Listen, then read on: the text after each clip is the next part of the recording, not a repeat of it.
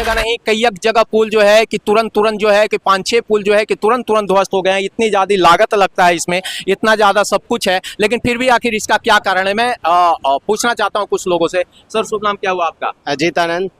Sir क्या बता सकते हैं कि बिहार में जो है कि इतने गुणवान इंजीनियर वगैरह होते हुए भी पुलों का तुरंत ध्वस्त हो जाना, आखिर क्या कारण हो सकता है? सर आप पहली बात कि आप गलत बोल रहे हैं कि अगर इंजीनियर गुणवान होता तो पुल ध्वस्त नहीं होता। इंजीनियर गुणवान अगर होता तो पुल ध्वस्त नहीं होता। ये इंजीनियर गुणवान नहीं, आप गुणवान है, इसीलिए पुल ध्वस्त हो रहा है। बगैर पढ़े लिखे मतलब सर्टिफिकेट? देखिए सर, सर्टिफिकेट पैसे पे बिकती है, सर्टिफिकेट पैसे पे बिकती है। अगर इंजीनियर को इतना पता होता कि पुल का मटेरियल कैसा है तो वो पहले जानबूझ के मटेरियल को जांच होता।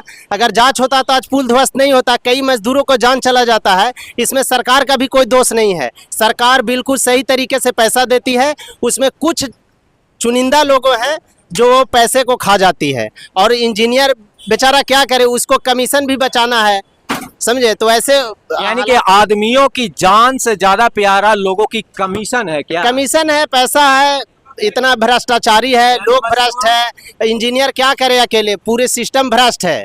इंजीनियर उसके साथ साथ इंजीनियर लोग भी बिल्कुल इंजीनियर भी भ्रष्ट है। अगर इंजीनियर पहले मटेरियल क्या सर आप क्या बोलना चाहते हैं, बिहार में इतना जल्दी जो है कि पुल ध्वस्त हो रहा है, इसके बेशक नीतीश कुमार हमारे जो सीएम है, बहुत अच्छे सीएम है। ये बात इनको पता चली अब, ये 5 पुल गिरने के बाद।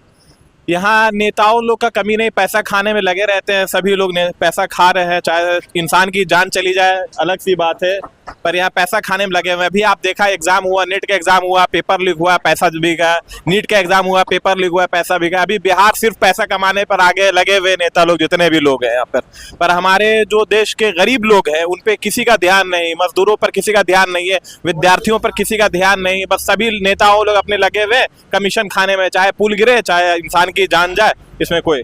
ये तो पुलों में थोड़ी बहुत लागत नहीं लगती है, करोड़ों अरबों की लागत लगती है। बिल्कुल इस चीज पर ध्यान देना चाहिए सरकार। कोई एक मतलब एक लोग 2 लोगों की बातें नहीं, ये तमाम सार्वजनिक चीजें हैं, जनताओं पब्लिकों की बातें हैं। सभी लोगों के आने जाने की प्रॉब्लम हो सकती है इससे, है ना, जाने जाते हैं गरीबों को।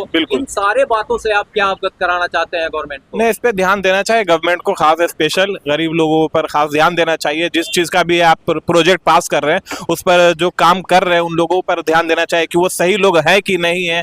अभी तो हर चीज पैसे बिक रहा है, जितने इंजीनियर आ रहे हैं सभी पैसे पर आ रहे हैं, काम करने आता नहीं वो इंजीनियर बन जाते हैं, उसी का ये चीज दिखने को मिल रहा है। इंजीनियर आखिर बन कैसे बन जाते हैं, पैसे पर बन रहा है। अभी पैसे पर सब कुछ हो रहा है बिहार में, हर कुछ पैसे पर हो रहा है।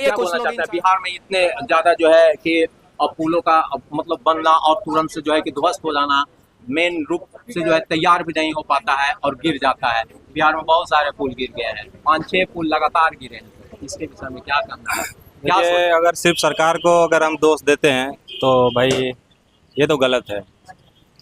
अगर पुल गिर रही है, रोड टूट रहे हैं, तो इसका मेन कारण वहाँ के रहने वाले आदमी भी है। उसमें मैं 50% उनकी दोष देना चाहूँगा। कारण ये है कि अभी अगर इस जगह पे रोड बनेगी, वहाँ पे क्या मटेरियल्स यूज हो रहा है, इससे किसी को कोई फर्क नहीं पड़ता।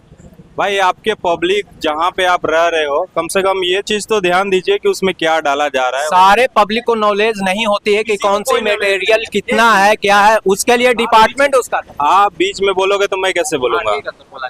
ठीक है, पब्लिक को इतनी फुर्सत नहीं है, लेकिन इतना जरूर समझ में आ रहा है कि वो क्या बन रहा है। ठीक है, अपना घर बनाना रहेगा तो अपना जो भी मटेरियल है 6-1 4-1 यूज करेंगे, लेकिन रोड पे अगर खराब होगी तो उसके लिए कानून हस्तक्षेप करे, वो इंजीनियर्स हैं, वो ऐसा नहीं होता भाई। खुद आंख से भी देखो कि वो सही चीज बन रहा है या नहीं बन रहा है। ये मेरा मानना है, अगर आपको सही लगता है तो ठीक है। नाम क्या हुआ सर? दीपक। ठीक है सर, बहुत बहुत शुभकामनाएं आपके लिए। मैं फिर तब तक के लिए मैं नेक्स्ट वीडियो में आऊंगा, तब तक के लिए जय हिंद।